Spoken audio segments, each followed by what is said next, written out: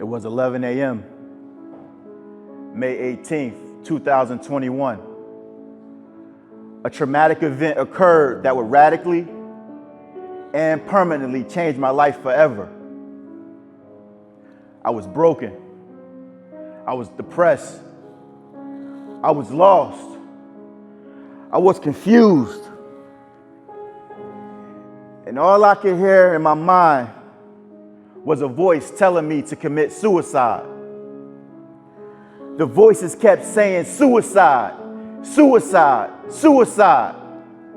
The voices even louder said suicide, suicide, suicide.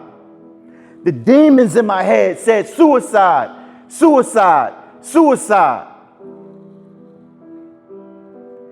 I did the unthinkable.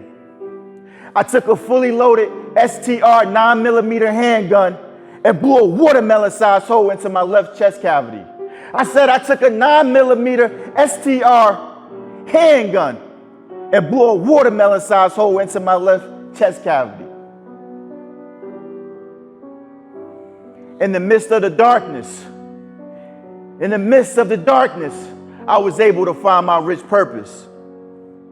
After I shot myself, I could remember in the ambulance, the first responder saying, "Who did this to you? Young man, who did this to you?" Frantically, he said again, "Who did this to you? Young man, who did this to you?" I was blacking out, going in and out of consciousness. And the next thing I remember was the first responder saying, "He is losing too much blood. We are losing him. He is losing too much blood. We are losing him." The next thing I remember, it felt as if I was having a seizure, and I started shaking uncontrollably.